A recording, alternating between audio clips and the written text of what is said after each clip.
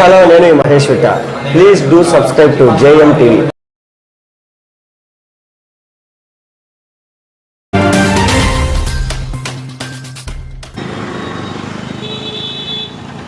ఆంధ్రప్రదేశ్లో తెలుగుదేశం పార్టీ ప్రభుత్వము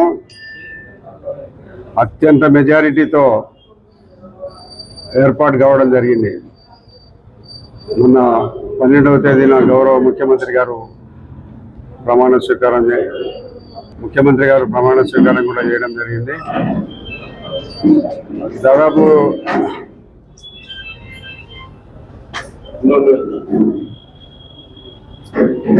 24 మంది మంత్రివర్గాన్ని కూడా ఏర్పాటు చేయడం జరిగింది. ప్రకటిస్తారు త్వరలోనే. నిన్నటి దినం ముఖ్యమంత్రి గారు సెక్రటేరియట్కి పోయి ఆయన ఆఫీసులో కూర్చొని 5 సంతకాలు పెట్టడం జరిగింది.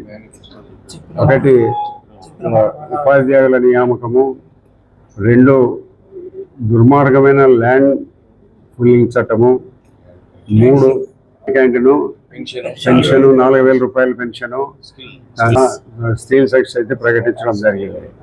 కాబట్టి ఇవన్నీ కూడా ఎన్నికల్లో చెప్పిన వాగ్దానాలు నెరవేర్చడంలో మొదటి మెట్టుగా ముఖ్యమంత్రి అయిన ఒక 24 గంటల్లోనే ఈ చెప్పిన వాగ్దానాలన్నీ పూర్తి చేయడం జరిగింది. ఇంకా సూపర్ 6 ఉంది. అవన్నిటి కూడా క్యాబినెట్ 18వ తేదీ క్యాబినెట్ మీటింగ్ జరుగుతోంది. ఆ 18 క్యాబినెట్ మీటింగ్లో నిర్ణయాలు తీసుకొని ఏవైతే ఎన్నికల్లో ప్రజలకు చేస్తామని చెప్పడం జరిగిందో అవన్నీ ఫుల్ ప్లెజిడ్లో ఒక 5-6 నెలల్లోనే ప్రజలకు అందుబాటులోకి తీసుకొని వస్తాం. మీకు చెప్పిన పెన్షన్ ఇప్పటికే వస్తూ ఉంది. ఇంకా గ్యాస్ సిలిండర్లు కానీ, లేదా నెలకు 1,500 ప్రతి మహిళకి ఇచ్చేది కానీ, చదువుకునే పిల్లలకు ఇచ్చే డబ్బులు కానీ, ఇవన్నీ కూడా ఒక 6 నెలల కాలంలోనే పూర్తిగా మరి ఎన్నికల ముందు చెప్పిన వాగ్దానాలు, మేనిఫెస్టోలో సూపర్ 6 అన్నీ కూడా ప్రజలకు అందుబాటులోకి తీసుకొని వస్తుంది ఈ ప్రభుత్వం. కాబట్టి ఈ ప్రభుత్వం ఏదైతే చెప్పిందో చెప్పినవి కూడా చాలా చేసేదానికి ఉంది. ఇరిగేషన్ ప్రాజెక్టు ఉన్నాయి. ఇరిగేషన్ ప్రాజెక్టు మీద పోలవరం ప్రాజెక్టు అత్యంత ప్రాధాన్యతగా తీసుకొని 1 సంవత్సరము 2 ఏళ్ల కాలంలో పూర్తి చేసి దాని ద్వారా మనము ప్రకాశం గ్యారేజ్కి, నాగార్జున సాగర్ కూడా నీళ్లు తీసుకొని వచ్చి శ్రీశైలం నుంచి దిగువ పోయే నీటిని మనం నిలుపుకొని శ్రీశైలం ప్రాంతంలో నిలబడ్డ నీరంతా కూడా రాయలసీమకు ఇవ్వాలనే ఒక మంచి ఆలోచనతో ముఖ్యమంత్రి గారు ఉన్నారు. కాబట్టి ఈ ప్రభుత్వము ఎప్పుడే ఎన్నికల్లో చెప్పిన ప్రతి ఒక్క వాగ్దానాన్ని కూడా నెరవేరుస్తుంది.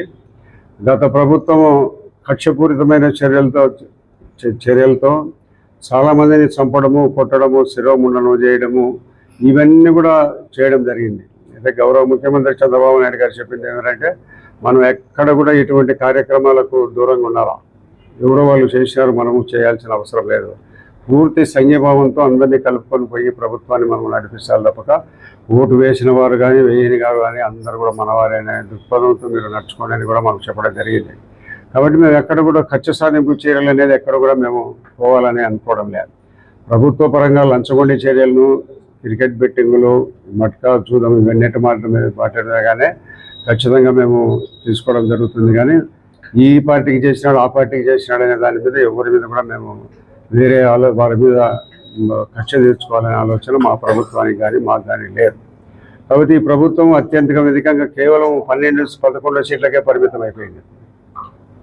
జగన్మోహన్ రెడ్డి గారి ప్రభుత్వము తెలుగుదేశం, జనసేన, బీజేపీ కూటమితో ఎన్నికల్లో పోయింటే ఈ ఎన్నికల్లో ఏం జరిగిందంటే అన్ని 3 పార్టీలు కూడా జనసేన కానీ, బీజేపీ కానీ, తెలుగుదేశం కానీ కలిసిపోయినాయి. పూర్తిగా ఓటు పూర్తిగా ఏ పార్టీకి ఇస్తే ఆ పార్టీకి మళ్ళింది. ఎక్కడ కూడా ఎవరు కూడా ఆలోచించలేరే మనం ఏదో బీజేపీతో, తెలుగుదేశంతో గెలుచుకున్నామని కానీ, జనసేనతో గెలుచుకున్నామని కానీ ఎవరు కూడా ఆలోచించి కూడా పూర్తి కలయికతో ముందుకు పోయిన కారణంగానే దాదాపు 174 సీట్లు రావడం జరిగింది. ఇది అత్యంత గర్వనీయ 164 సీట్లు రావడం జరిగింది. ఇది అత్యంత రాష్ట్ర ప్రతిష్టను ఇనుమడింపజేస్తుంది ఈ యొక్క ఎన్నిక, ఈ కలయిక. కాబట్టి ఇవన్నీ మనము కేంద్ర ప్రభుత్వంలో కూడా బీజేపీ ప్రభుత్వానికి కావాల్సినంత మెజారిటీ రాలేదు. కాబట్టి మన తెలుగుదేశం పార్టీ ఆంధ్రప్రదేశ్కు సంబంధించి మన ఎంపీలు కూడా వాళ్ళకు కేంద్ర ప్రభుత్వానికి సహకారం అందిస్తున్నాం. కాబట్టి భవిష్యత్తులో కేంద్ర ప్రభుత్వం నుంచి మంచి సహకారం ఉంటుందని మేమందరం ఆలోచిస్తున్నాం. ఈ రాష్ట్రాన్ని అన్ని రంగాల అభివృద్ధి పదంలోకి తీసుకొని పోవాలనేది ముఖ్యమంత్రి గారి ఉద్దేశం.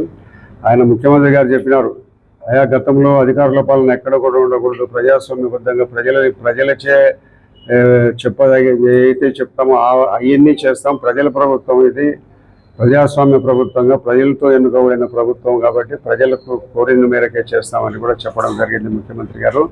మరి తొందరలో ఈ డిపార్ట్మెంట్లో ఈరోజు హౌసింగ్ డిపార్ట్మెంట్ మీద పెట్టాం. హౌసింగ్ డిపార్ట్మెంట్ పెడితే ఎక్కడ కూడా ఈ పొద్దుటూరికి శాంక్షన్ అయిన ఇళ్లలో దాదాపు 23,000 ఇళ్లలో ఎక్కడ కూడా ఒక్క ఇంట్లో కూడా ఇంతవరకు చేరలే. ఎవరు కూడా కొద్దిగా రూపు లెవెల్కి వచ్చి రూపు పడినాయి కానీ కొన్ని ఇళ్లలో ఎవరు చేరలే. శాంక్షన్ అయిన ప్రతి ఇల్లు ఇక్కడ ఎవరు కూడా ప్రభుత్వం ఏ ఉద్దేశంతో పేదవానికి ఇల్లు కట్టియాలనే ఉద్దేశం ఉందో ఆ ఉద్దేశం ఎక్కడ కూడా నెరవేరలేదు. పైగా సెంటు స్థలంలో పెట్టిన కారణంగా సెంటు స్థలంలో ఇల్లు సరిపోదని కూడా బెదిరిపిస్తున్నారు. వారందరికీ మౌలిక వసతులు కూడా ఇంకా కొంతమంది కరెంటు కానీ మంచినీళ్ళు కానీ రోడ్లు కానీ అక్కడ ఏర్పడాలి. ఈరోజు రివ్యూ మీటింగ్ పెట్టి చెప్పినాం అందరినీ కూడా. వీళ్ళందరూ కూడా ఏమైందంటే ఒక 6 నెలల కాలం నుంచి ఎలక్షన్లు వస్తాయనేటప్పటి నుంచి హౌసింగ్ డిపార్ట్మెంట్లో ఇన్యాక్టివ్ అయిపోయింది.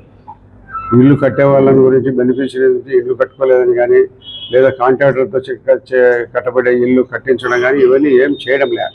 కాబట్టి మళ్ళీ ప్రభుత్వము వారి మీద ప్రత్యేకమైన శ్రద్ధ తీసుకోవడం జరుగుతూ ఉంది. అన్ని డిపార్ట్మెంట్ల పైన ఏమాత్రం కూడా అలసత్వం లేకుండా డిపార్ట్మెంట్ యాక్టివేట్గా మోటివేట్ చేసి ఈ ప్రభుత్వాన్ని ముందుకు తీసుకుపోవాలనే ఆలోచనతో మా ముఖ్యమంత్రి గారు మాకు అందరికీ చెప్పడం జరిగింది. కాబట్టి అన్ని డిపార్ట్మెంట్లలో కూడా ఈ పని మొదలవుతుంది. త్వరలోనే ఇంకా ఎక్కడన్నా అలసత్వం ఉన్న వాళ్ళందరినీ కూడా యాక్టివ్ చేసి వీళ్ళను పనులకు ప్రేరేపించడం జరుగుతుంది. అయితే ఆర్థిక పరిస్థితి కారణాలు కూడా కొంతవరకు ఉన్నాయి. అంటే బిల్లులు పెండింగ్ ఉన్నాయి. ఈ బిల్లులు పెండింగ్, హౌసింగ్లో బిల్లులు పెండింగ్ ఉన్నాయి. హౌసింగ్లో డెవలప్మెంట్ యాక్టివిటీస్, కరెంటు వేయడం కానీ రోడ్లు చేయడం కానీ అవి కూడా పెండింగ్ ఉన్నాయి. ఈ దాదాపు ఈ పెండింగ్ ఉన్న పనులు మన ఇక్కడ ఆర్టీపీ వైరాడ్లో పెన్నా మీద బ్రిడ్జ్ జరుగుతుంది. అతను కాంట్రాక్టర్ వచ్చి కలిసినాడు. దాదాపు 14 కోట్ల రూపాయల బిల్లు రాలే. కాబట్టి నేను పని చేయలేనంటాడు. కాంట్రాక్టర్ కూడా ఎవరన్నా 10 రూపాయలు సంపాదించుకోవాలని వస్తాడు. మరి బిల్లులు చెల్లించకపోతే అతను కూడా పని ఎక్కడ చేస్తాడు, చేయలేడు. కాబట్టి దానిని కూడా మేము రాష్ట్ర ప్రభుత్వం హౌసింగ్ డిపార్ట్మెంట్లో డబ్బులు ఇల్లు కట్టుకునే మందికి ఎంతమందికి డబ్బులు రావాలా, ఎటువంటి అక్కడ మౌలిక వసతులు ఏర్పాటు చేసే వాళ్ళకి ఎంత డబ్బులు రావాలా, ఈ ఆర్టీపీపీ మీద పెన్నా నది మీద పెట్టే బ్రిడ్జికి ఎంత డబ్బులు రావాలా, ఇవన్నీ కూడా టోటల్గా నేను అసెంబ్లీ సమావేశాలు కొంతమంది నుంచి అసెంబ్లీ సమావేశాలు ఉన్నట్టుంది. ఆ అసెంబ్లీ సమావేశాలకు పోయే లోపల ఈ డిపార్ట్మెంట్లో ఏ డిపార్ట్మెంట్లో ఈ డబ్బులు బాకీ ఉన్నాయి అనేది అవన్నీ ప్రభుత్వానికి చేసి డబ్బులు రిలీజ్ చేసే ప్రయత్నం తప్పకుండా చేస్తా. కాబట్టి ఈ ప్రభుత్వము అందరూ కూడా ఎంత భారీ సంఖ్యలో ఆశించి ఓట్లు వేశారో అంతకంటే రెట్టింపు భారీగా ప్రభుత్వం ప్రజలకు అందుబాటులోకి ఉంటుంది, డెవలప్మెంట్ యాక్టివిటీస్ చేస్తుంది, అన్ని రకాల అందుబాటులో ఉంటుంది. కాబట్టి ఈ డిపార్ట్మెంట్ రివ్యూస్ ఇంకా 2-3 డిపార్ట్మెంట్ రివ్యూ చేయాలా. కాబట్టి డిపార్ట్మెంట్ అన్నీ కూడా ఏమి స్తబ్దతగా ఉన్నాయి. ఎవరు కూడా యాక్టివ్గా లేరు. అగ్రికల్చర్ డిపార్ట్మెంట్ కానీ మున్సిపాలిటీ కానీ ఎవరు కూడా యాక్టివ్గా లేరు. కాబట్టి ప్రభుత్వము ఈ చెప్పింది ఖచ్చితంగా చేస్తాం.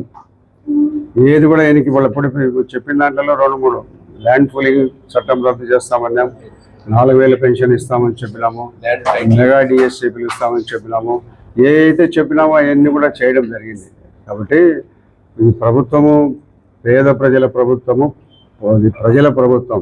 ఈ ప్రభుత్వాన్ని అన్ని రంగాలలో ముందుకు తీసుకొని పోయేదానికి మా ముఖ్యమంత్రి ఎప్పుడు వచ్చిపోయి కలిసినా కూడా మీరు రండి, నేను ఎప్పుడు అందుబాటులో ఉంటాను, మీకు అన్ని డెవలప్మెంట్ యాక్టివిటీస్ ఏమైనా తీసుకురాని చేద్దామనేది చెప్పడం జరిగింది. కొంత ఆర్థిక పరిస్థితి అనేది రాష్ట్రంలో కొంత వెనుకబడి ఉన్నాం. కేంద్ర ప్రభుత్వం సహకరిస్తుందనే ఆశతో కూడా ఉన్నాం. కాబట్టి ఇటువంటి పరిస్థితుల్లో ఈ రాష్ట్రాన్ని అన్ని రంగాల ముందుకు తీసుకొని పోయి ఈ రాష్ట్రాన్ని అభివృద్ధి చేయడం జరుగుతుంది. ఇది మా పార్టీకి సంబంధించిన, ప్రభుత్వానికి సంబంధించిన. జగన్మోహన్ రెడ్డి గారు మాట్లాడినాడు, నిన్న రివ్యూ చేసినాడు. ఆయన ఏం చెప్పినాడు, మరి ఏదో ఓడిపోయిన బాధలో ఉన్నాడు అనేది కూడా లేకుండా మనం ఇంకా మళ్ళా 5 ఏళ్లలో మళ్ళీ మనమే వస్తాము, మనం ఎంతో ప్రజలకు చేసినామో వాళ్ళు ప్రజలందరూ కూడా తీసుకొని మర్చిపోయినట్టున్నారనే చెప్పాడు. ఆయన ఏం నవరత్నాలు తప్ప ఏం చేసినాడు రాష్ట్రానికి అభివృద్ధి? జగన్మోహన్ రెడ్డి ప్రభుత్వం వచ్చే 2029 సంవత్సరానికి ఆ పార్టీ ఉండదు. ఇప్పటికే కాంగ్రెస్ పార్టీలో కలపాలనే ఆలోచన జరుగుతూ ఉంది. ఈ కాంగ్రెస్ పార్టీకి సంబంధించిన పెద్దలతో కూడా కొంతమందితో మాట్లాడడం జరుగుతుంది. వైఎస్ఆర్సీపీ పార్టీ 2029కి ఏముండదు, రౌండ్ ఆఫ్ అయిపోతుంది. ఆయనంగా ఏదో ఆశాభావంతో ఆయనంగా ముఖ్యమంత్రి అనుకునే ధోరణిలో ఇంకా కూడా మాట్లాడుతున్నాడు కదా. ఇంకా కొంతకాలానికి ఎవరైతే ఇప్పుడు ఆయనకు ముఖ్యమంత్రిగా ఉండే సౌకర్యాలని లేకుండా పోయిన కొంతకాలానికి ఆయనకు తెలుస్తుంది. కాబట్టి ఈ జగన్మోహన్ రెడ్డి ప్రభుత్వము 2029 తర్వాత మళ్ళీ రాజకీయాలలో ఎన్నికల్లో నిలబడే పరిస్థితులు ఉండదు. ఈ పార్టీ రౌండ్ ఆఫ్ అయిపోతుంది. ఆయన కాంగ్రెస్ పార్టీలో చేరాలనే ఆలోచన కూడా చేస్తూ ఉన్నాడు. అందుకు సంబంధించిన పెద్దలు కాంగ్రెస్ పార్టీ ఏఐసిసి ప్రెసిడెంట్తో కూడా మాట్లాడడం జరుగుతుంది. కాబట్టి జగన్మోహన్ రెడ్డిని ప్రజలు మర్చిపోతారు, కనుమరుగైపోతాడు ఈ రాష్ట్రంలో.